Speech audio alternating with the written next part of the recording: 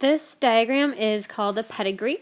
A pedigree is one way to trace a trait through families and to find out what kind of inheritance that trait has. Some things to know before we start are that all of these zeros, or all of the circles, represent females, and all of the squares represent males. Anything that is colored in shows the trait that we're studying in that pedigree. Any person that is not colored in does not show the trait that we're looking at in the pedigree. You can always look over to the left side usually for the generation number. So you start up at the top with your first generation, and then your second generation, third generation, fourth generation, and the fifth generation. A line in between two individuals represents a marriage. For example, up here in generation 1, this male has the trait, this female does not have the trait. So they had 6 kids. 5 of them are girls and 1 boy. None of their children show the trait. And then one of their daughters married this man over here and had 5 children. Whereas this daughter over here married this man and they also had 5 children. So all of these lines that go this way represent marriage, and anything that has a down line and then branches like this is children that were produced by 2 of the same people. So when I look at this trait, I'm going to take a look at letter A here. On the basis of this data, which of the following mechanisms of inheritance are possible? It appears that this might be a recessive trait. The reason I think it might be recessive is because if we look over here in generation 2, these 2 parents don't have that trait. But then they have 2 sons that have this trait.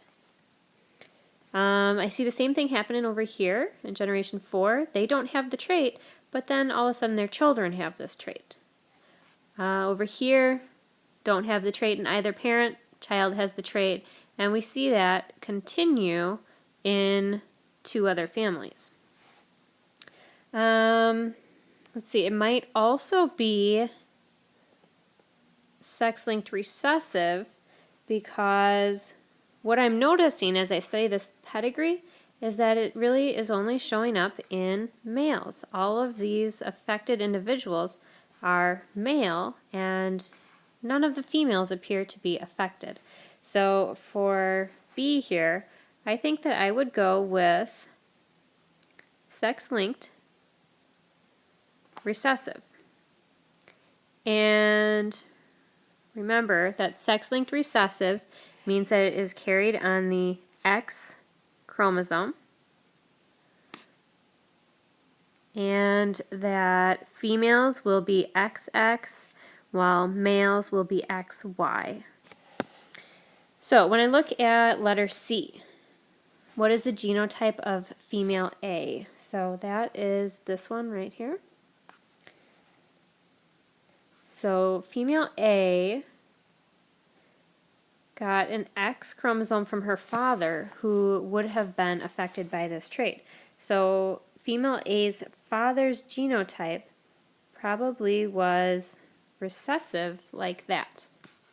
And then she received this X from her father and one of the dominant non-affected traits from her mother. So female A's genotype is heterozygous for that trait. And I know that her genotype is heterozygous for that trait because she has a son that shows that trait down here. So she must have given this allele to her son. For letter D, I would say that this guy's genotype is going to have to be the dominant unaffected allele because none of his daughters show this trait, and we also see that his box is not colored in. And if this is a sex-linked trait, he only has one copy of that allele, so he has the dominant unaffected allele.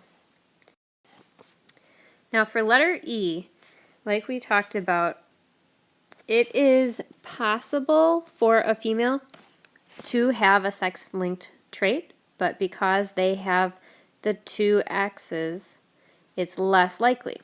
But in the case of marriage C producing a daughter that has the I defect, there is a potential that this mother is a carrier. So if she is a carrier for this trait because she inherited that allele from her mother, and the male over here, we can see that he does have this trait. So when I do a Punnett square for those two, erase that, I see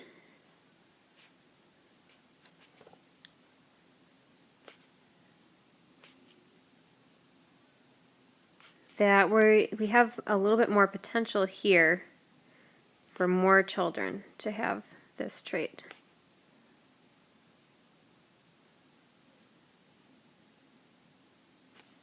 So in this case, it is actually 50% of the females from that pairing would have the recessive trait, and 50% of the males from that pairing would have the recessive trait.